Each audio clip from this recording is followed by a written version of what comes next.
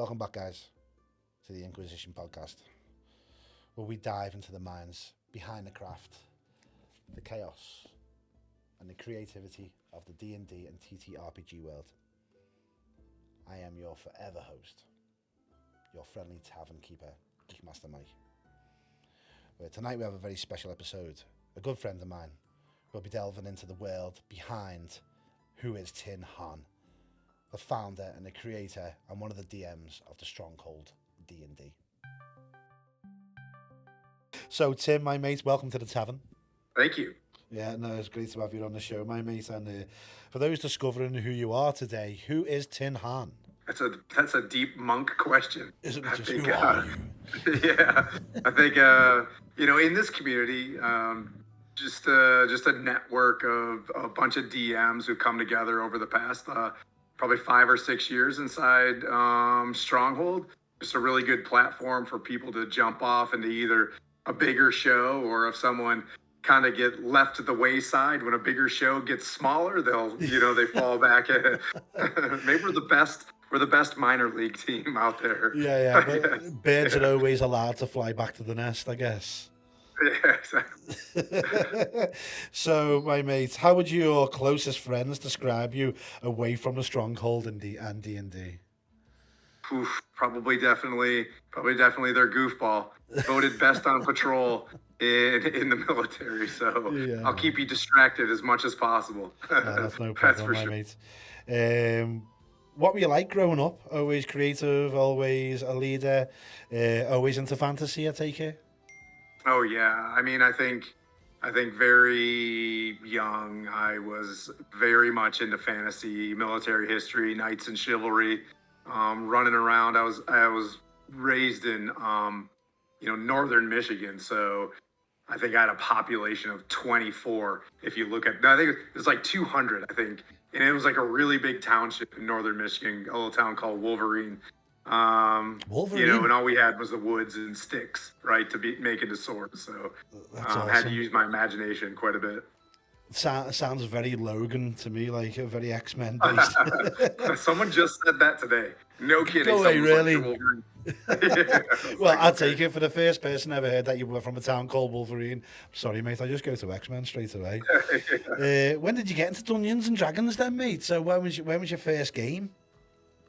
Oh, I think when I was little, before I can imagine, I had some computer little minifigures, early 80s, and they would be attached to this. I couldn't even tell you the name of it. I just know it was a mechanical game, like an electronic game on a black box about this big, and you turn it on and it would create little dungeon rooms, and you could put the little minifigures, little tiny pewter minifigures on it, and they would move around the map and you would die. I thought that was cool because of the knights and the wizards or whatever that were involved with it. And this is before I could, come up with many memories. Dungeons and Dragons, the cartoon, I was really into that. Oh, I've been watching that today. Yeah, Hero Quest, and I think the first books were just naturally in our library. So I would just read them and look at the monsters and build my own characters and stuff. It took a while back then, in northern Michigan to actually get assemble a group of people that knew enough about Dungeons and Dragons to play. So that was probably like middle school or high school before I assembled a team of nerds. So real life Stranger Things. Yeah, exactly. Yeah, a bunch of people coming home from football practice and stuff like that, throwing the stinky pads down, and you know what I mean, and playing Dungeons and Dragons. That's right, because I remember when we were talking a couple of weeks ago, you're also a sporty guy as well, aren't you, buddy? Oh, yeah. Rugby, 18, 19 years old. When I started that, played that for almost 15 years before having too many kids, just made rugby, going to practices 3 times a week and stuff like that with little kids. I had to take a break on. Yeah, that's so strange listening to an American guy saying that he's playing rugby, man, Yeah. That's cool. Yeah, we're not that good at it. Well, I thought I was really good, and then we played. We came up there. We played the Devonshire services. We played the Royal Naval Academy once, and yeah, y'all are pretty damn good. So they were obviously Devonshire. They were England teams, yeah. Yeah. Yeah, that's like asking an English team to play American football, to play basketball with a gang of Americans. That's not going to happen, is it? Yeah. So, at what point, mate, did it become more than a hobby to you, the Dungeons and Dragons world? Oh, oof. I would say, as I got a little older and I wanted to embrace my truer self, I hit a point, probably 39 or 40, where I was done wasting time and I wanted to be truer to myself. And I really started cracking the books and, wanting to become a dungeon master, to become a better player character and kind of give back to the world. Because I think DMs are rare. Good ones. So in order, if you want a team, it's that Field of Dreams thing. Like, if you build it, they will come. So you can't just necessarily find a table, but if you are the table, bam, you've got it. So very Field of Dreams-esque, yeah. Dice of Dreams, shall we say? Were you always destined to be on the screen and be a DM, my friend? I don't think so. I wanted, and to anybody, listening that's part of the 25 people in Stronghold, I think everybody wants to play at this table that I have in front of me. This fantastic room, but when you get older, or just the way life is now, folks are kind of glued either inside their own house, have a husband and wife, girl, you know what I mean? Your partner's got a job as well. So you only have a little bit of time. And even the drive to get to someone's house is hard to spare. So being able to switch on all the cameras and bring the table to all of my friends is really what I want to do. I think a lot of people are using Roll20. That's fantastic. Or Theater of the Mind. I think, putting the minis and all of that stuff, having someone paint their own mini and send it to my table and things really tries, it brings the investment to what we have. So that's kind of what I'm trying to do, is the nerding from, printing and painting to having your little guy walking around and me knocking it over with a monster and stuff like that. That's kind of the feel. I would say that was one of the things that caught my attention was your setup, and I was only just flicking through my INKquisition Instagram page and seeing your setup and the way you do things, and I was like, wow, that's amazing. And then I delved a little bit more into it, and I found out that it wasn't just for yourself, it was for a massive community, which is the Stronghold D&D. And I remember speaking a couple of weeks ago in our introduction call, one thing that's never left me, my mate, which I find is fantastic, and that's what makes a great DM, is you said that you like to leave people better than how you found them in the D&D community, and that stuck with me, that, mate, to be fair. And I thought, you know what, that's excellent, that, because that's what a community is based at. And the D&D world, some people might find themselves a little bit stuck in this world, in this vast world that we only get to have a little glimpse of touching. We don't get to, as a person ourselves, we don't get to touch 100% of this whole thing. We only get a little touch, if you agree. But you're bringing that to the people now, and you play various games. And I just want to say, mate, I massively admire what you do, especially your working background and how much of a busy life you are. A very busy guy. You're a father. So, yeah, I really appreciate it, and I really admire what you do. So, for the people who are listening and not heard of the Stronghold D&D before, would you like to tell them what it is? Yeah, I mean, Stronghold, if you look at it, it's a place to, people will say safe place or whatever, but it is the spot. So there's a lot of veterans that began this thing. And I won't speak on anybody else's behalf in terms of mental health or anything like that. I'll only speak on my own. But it's a place to go and get inside the Star Fort, and you know what I mean, like you're playing Dungeons and Dragons, defending yourself from the outside world, and it's just a place to escape a little bit, go to a high fantasy world or the Shadowfell or wherever we're going, and we try to secure a place for long term for everybody. You know, when we started out, we built as an organization and a team, and we've lost some really good friends to the wayside. But we're really trying to figure out a process to keep folks in Stronghold, whether it's the off camera games or the Monday through Sunday games or whatever. So the goal, and we're never perfect, right? We're never perfect. When we started, we only build to better, like every day, through the mistakes that we make along the way. So So true. I think, you know, overall it's a sanctuary. It's a sanctuary to come play D&D, and we like to keep it stable. We're not trying to become rich and famous. To everybody, it's a hobby first, right? So you come here and you're not trying to really gain anything out of it other than, I am now Vagard Lepic. I am now a paladin. You know what I mean? Like, and you kind of jump in. So that's kind of one of our big. Hope that answers your question. No, it really did, my mate. So, when did the Stronghold begin? How long has this been going for, mate? So Stronghold itself, I think 2019, I think a lot of people came back to a tribe and a fellowship of Dungeons and Dragons through COVID, right? So a lot of our family, for us personally, Krista and I, my wife, we were in like ground zero in the Veneto region in COVID. So it was like really bad there. We didn't really understand the language, right? So we were kind of locked down in our compound for a while, but we had Zoom. That's right. You were in Italy, right? Mm-hmm. Yeah. So I remember you saying COVID. So Veneto in Italy, of course. Mad. Yeah. Crazy. Yep. So we started watching. My wife knew that I had a really active brain. So she got me the books, and then we started watching Jason Charles Miller's Starter Kit. Really cool story.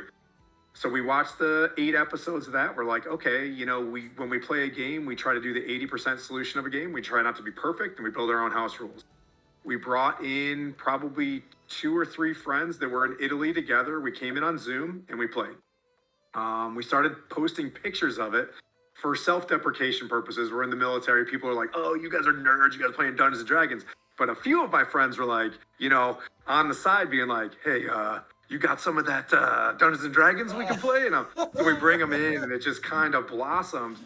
And one of my buddies, Skylar, who's one of our producers, he hit us up and like, away we go. We made an LLC called Stronghold because I love Vauban forts. I'm a big military history nerd as well. So, you know, spoiler alert, we're going to start a Napoleonic Dungeons and Dragons this summer as well. Sick. That is really awesome, my mate. So the Stronghold feels like more than content. Does it feel like a community, or was that intentional?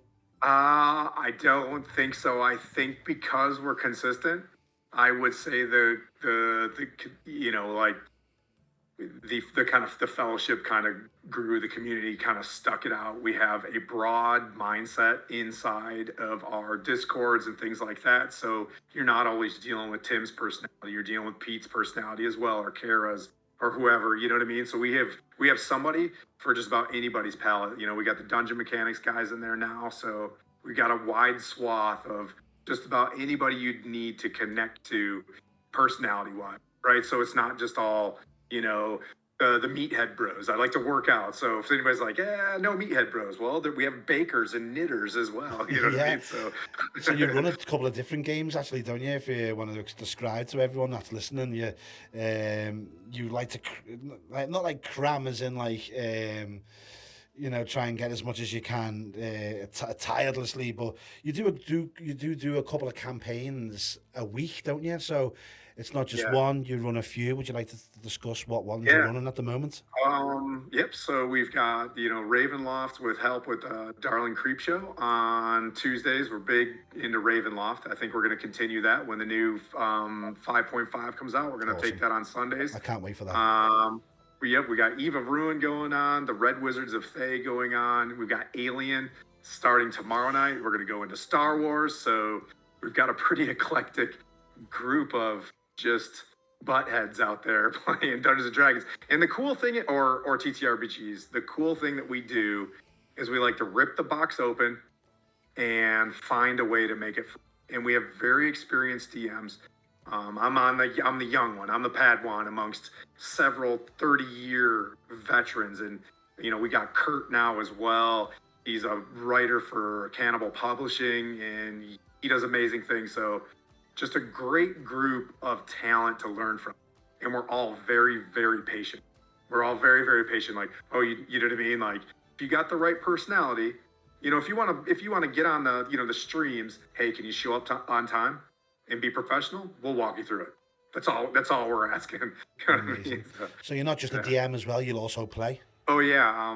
Yep. I play on the Darling Creep Show channel. I'll if anybody asks, I'll hang out with them because I like just kind of expanding my palette as much as possible. I did the what was it called? Castleton, I think was when I bit off more than I could chew a long time ago, but it really immersed me into improv and stuff. But yeah, I love to play. I'm always playing a paladin as much as possible. There's nothing wrong in going into the deep end as well. Like, I think sometimes that could be a little bit humbling, and going into the deep end and delving into stuff that you're not really experienced with, because you'll always come out stronger and learning anyway, especially in the D&D, in the D&D rail. There's a lot of stuff that I struggle with at times, and at the moment I'm struggling with the Feywild. We spoke about this before. Yeah, I am slowly getting there. I'm still calling people by their names. Exactly. Which is a big no. A couple people did it, so I found like magical curses to be able to do that. So. Yeah, of course. I am enjoying it now. I was part DMing it with a colleague and work with mine, but I had said to her, listen, I don't think I can be the DM that I want to be to people. So any chance I can jump in and be a player? She's like, yeah, of course. So now I'm a titling busker by the name of Mahod. He's a French-esque busker that they picked up from the Witchlight Carnival, and I'm really enjoying it, to be fair.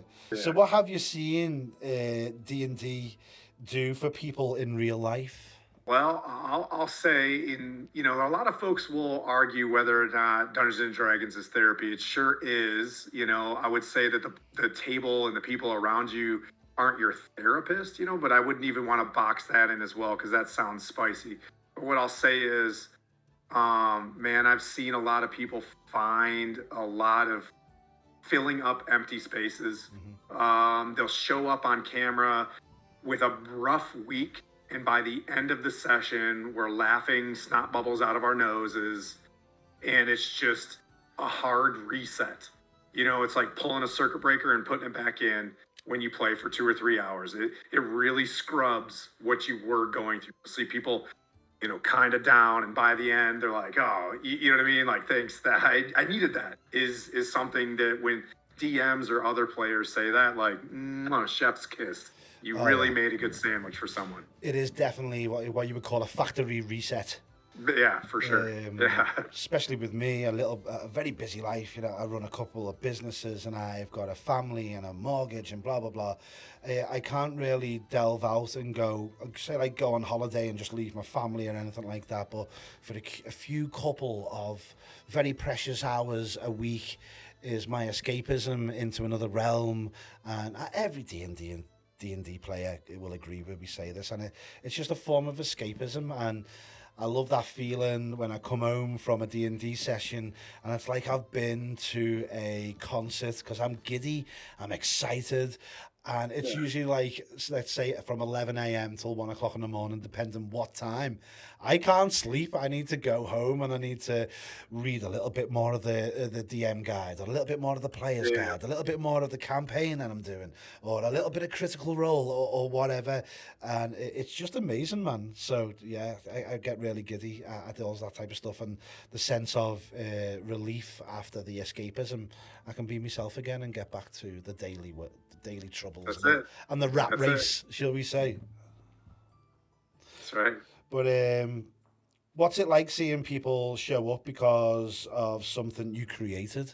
Ooh, I don't know. I would say I'm my own worst critic when it comes to, so it's hard for me to see someone that shows up because of what I'm creating.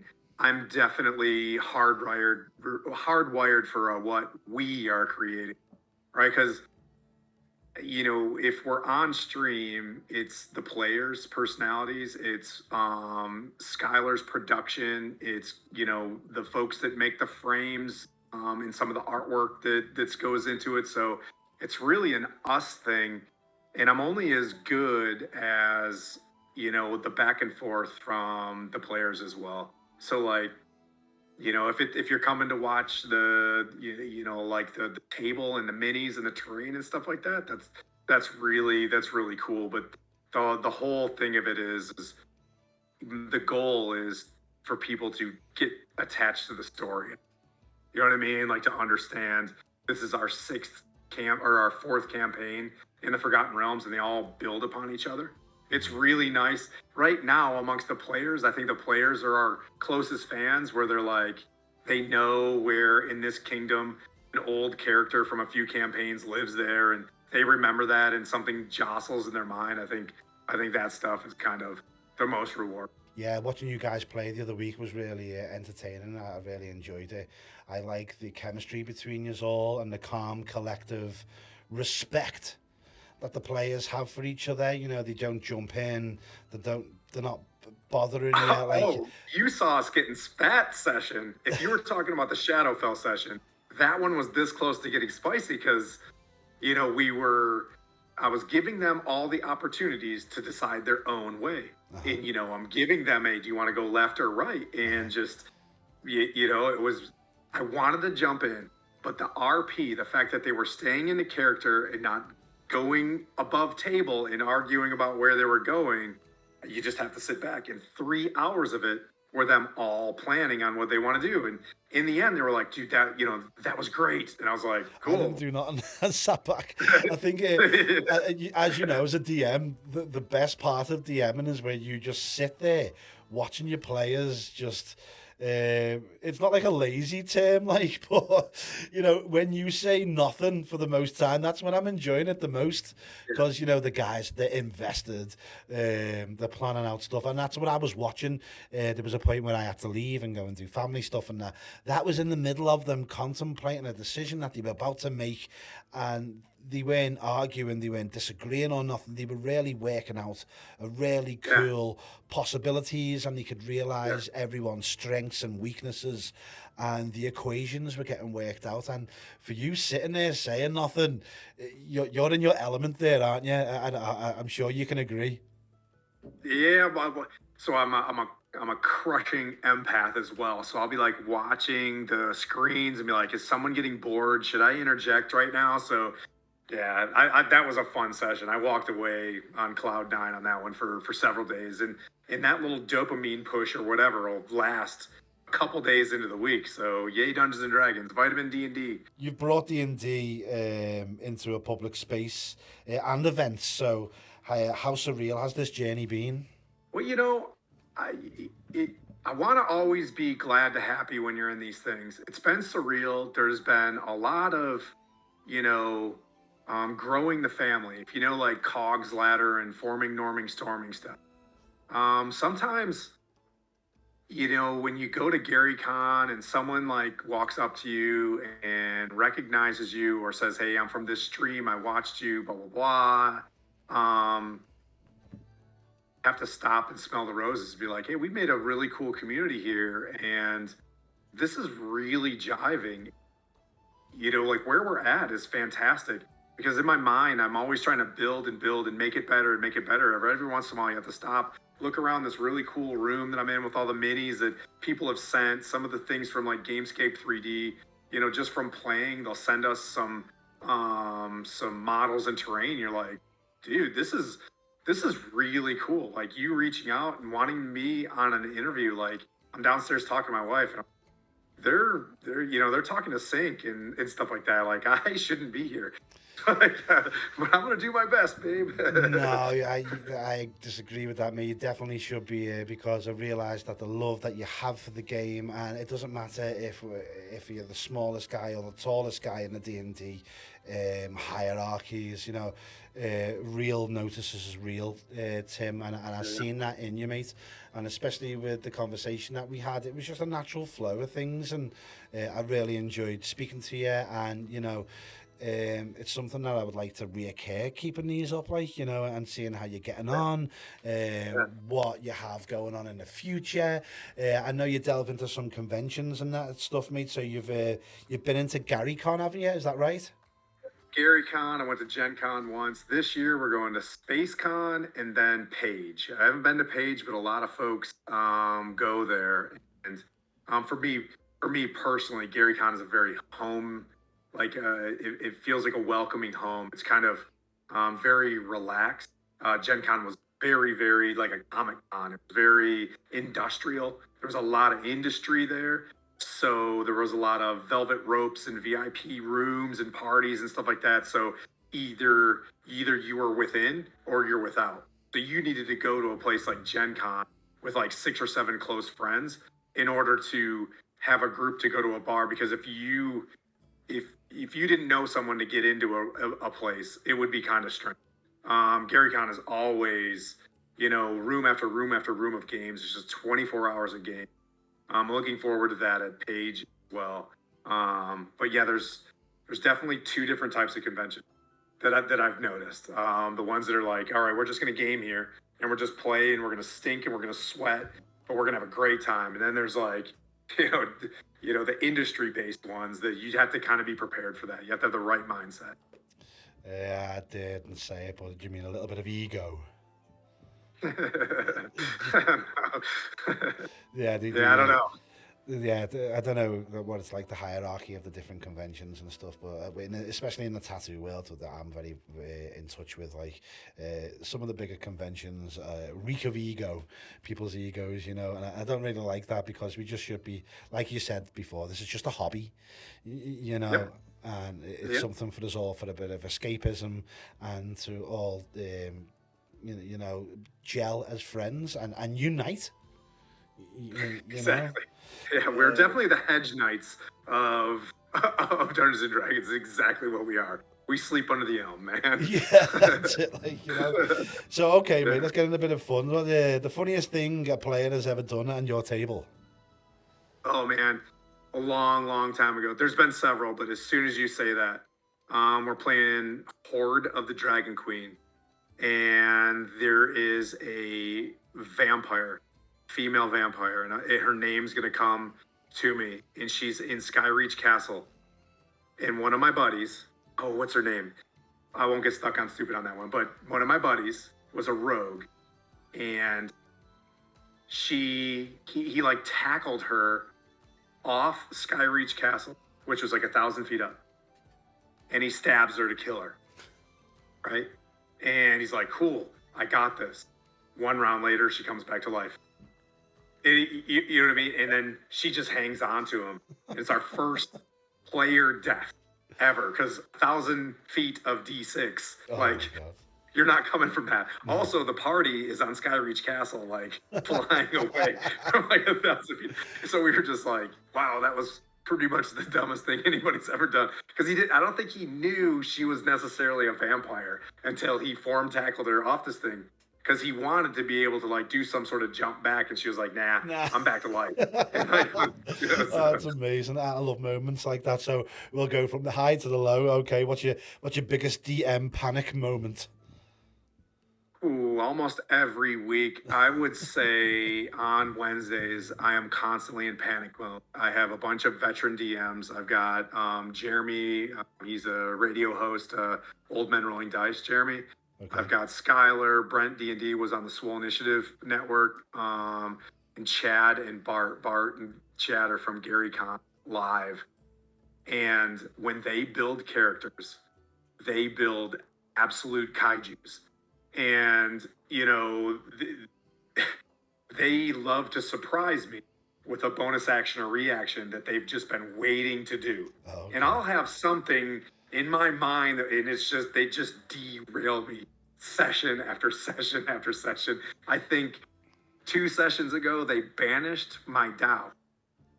And the Dow was just and the guy had a level 5 spell slot. He's like, I want to banish the Dow. And if you read the new character sheet, the Dow doesn't have legendary reactions. So I was like, oh, snap. Oh. So now they have a Dow somewhere in the universe in a demiplane who's really mad at them. Like Loki out of Marvel, just keep on going through the thing. You have an hour left of a session and an hour worth of fighting, and they just banished your one-hit monster. No and you're way. like, ugh. Like you just start like juggling, ideas of what to do next. I think that's, if you were not on a stream, you could easily be like, well, I'm going to go use the restroom. I'll be right back. And think about something, go into your phone a little bit. But when you're on stream and you're live and they do that to you, oof. You're on the spot. There's no way of coming back from that, is there? Yeah. Any monsters that you hate running? Ooh. Yeah, I would say when I'm running a single boss wizard or a single boss creature that's supposed to have a personality, that's supposed to talk back to my character, I have extraordinarily abrasive players, and they like to get really mad at the character. Think of like Keyleth versus Matt Mercer stuff. Wow. And you have to be like, whoa, you know what I mean? Yeah. So, it's when I'm going toe to toe with my characters, because being confrontational and knowing people's comfort zones is my weakness right there. I would like to submit to keep everybody happy, but in order to drill down and be the boss, that one is tough, because you really got to know when people are going to push through the fourth wall. Yeah. That is a really, really tough one, especially on camera. You know what I mean? Like, yeah, most definitely. Like it's because as a DM, you want you guys to get through the journey, and that you don't want to intentionally kill someone. Like, but having real powerful monsters, like sometimes it's gonna happen, right? Yep. You know, Yep. So for someone wanting to start DMing, but they're a little bit scared to begin, Tim, what would you say to them, buddy? Oh, I think I was, 18, 19 years old, learning how to play rugby, and 20 something years old, going through real hard parts of the military where I wanted to go to one level of the military to the next. And you got to go through a selection, or you got to go through your first rugby game. Mm-hmm. And you do it, and you get metal plates in your head, or you get monkey stomped on the field. And what I say is, Dungeons and Dragons is a lot like rugby. When you sit back and watch it, you're like, oh my God, they're saying 20s, +3, add 4, modifier, blah, blah, blah. When you're playing rugby, the ball's being thrown backwards, there's mud everywhere. Like, why are you throwing the ball backward? But now you can kick? What do you mean you threw the ball forward and that's bad? Oh, now he's dead. I would say you just have to dive in, and you have to embrace, they're saying it now, embrace the cringe. You just have to do it. You have to be able to go home and say, wow, everybody hates me. I was the worst at that. And then you have to wake up and be like, oh, they hate me even worse. And you do it 5, 6, 7 repetitions until all of a sudden you're running with the team and you catch the ball. And you're like, oh, and you throw it backwards. Or you're like, oh, I know what a modifier is. You know what I mean? Like you keep moving on, and you have to embrace the cringe. You have to know that everybody has anxiety. It bugged everybody. And just make sure you say, guys, this is making me anxious. Like, I've been shot at and all these things, and I have no problem saying like, hey guys, this is making me anxious. I realize this is not real life work, but in this scenario, I'm feeling kind of anxious. I want to take a step back and understand what the problem is. You know what I mean? Yeah, most definitely, because it's playing with people's emotions, isn't it? This is the reason why there's like safety precautions before campaigns and stuff, to see if anyone's a little bit sensitive to certain scenarios that happen. So all that type of stuff, I get that totally. So what do you hope people feel after spending time with the Stronghold D&D, my friend? Nothing more than building a close friendship. I've had bad breakups in D&D, and I am married to about 17 people. Obviously, Krista, number one, my imperatrice. But I have very close family that when we meet up at GaryCon, all on the Airbnb, it's like we just left the screen. We're just hanging out.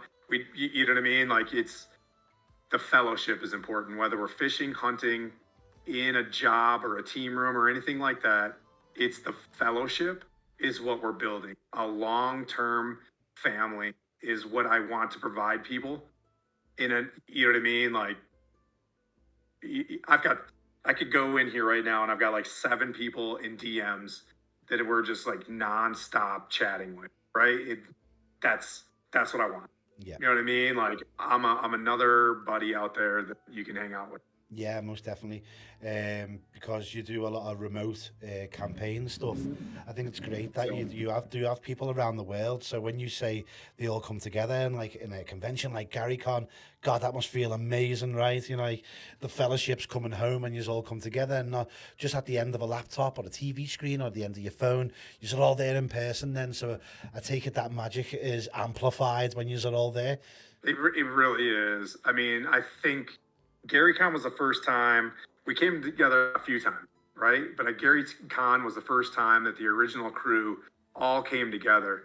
And I can tell you, sitting next to some of the fires, some long nights of just being able to look at each other and just be like, man, it's been 6 years, 3 different characters.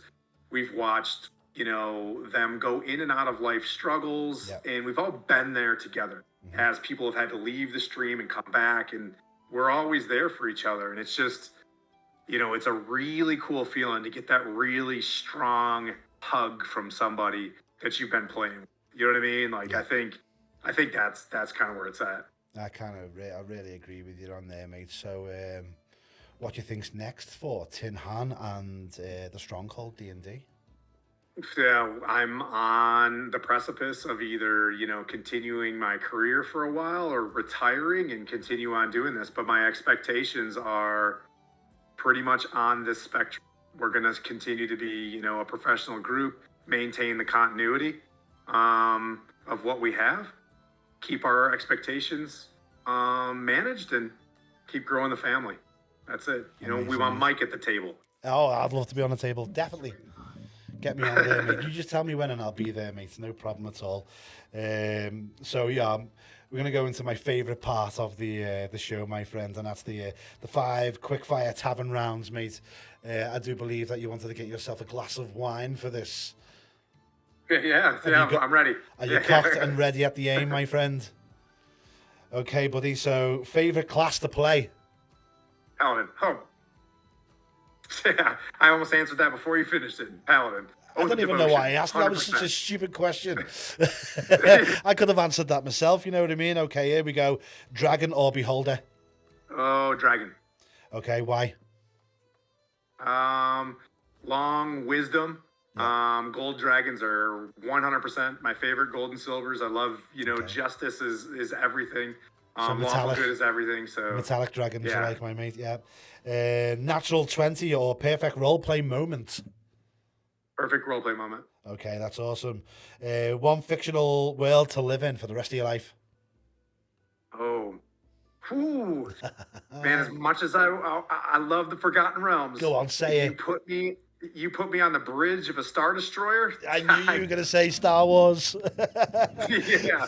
Yep. I think. You know what? If you don't mind me saying, you've got such a perfect Star Wars name.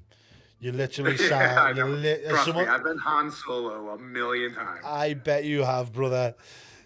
5th and final question: if Stronghold was a tavern drink, what would it be called? If it was, oh man, I think we would probably be the drunk. If it was a tavern, it'd be the Drunken Duck. If it was a drink, but if it was a drink, it'd be a Bourdon. I was gonna say the Templar. Yeah, for sure. It's not for everybody. But honestly, Tim, mate, it's been an absolute pleasure, mate.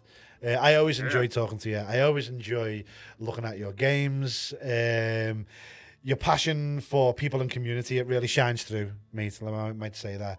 And whatever you've built, it's generally inspiring. So thank you for joining us at the tavern. And where can everyone find Stronghold D&D, my friend? Yeah, it's super easy. I think our strongest post is on Instagram, right? It's just the Stronghold D&D. You'll find us. I'm a nice Templar fighting zombies as a profile pic. But you just type in Stronghold and on Twitch, Stronghold D&D. And that's where you can build the fellowship. And I'll click the links to our Discord and join the family. Yeah, definitely, guys. So make sure you go and follow Tim because the stories are truly amazing, and I really enjoy watching them. And I really value you as a good friend, my mate. You are brilliant at what you do. So thank you for coming on the show, buddy. Thanks, Mike. I really appreciate it. This has been an absolute blessing. And hey, call on me, man. I'm here for you. No problem, mate. I'll absolutely look forward to it. Okay, buddy. Yeah. All right, buddy. You have a good night.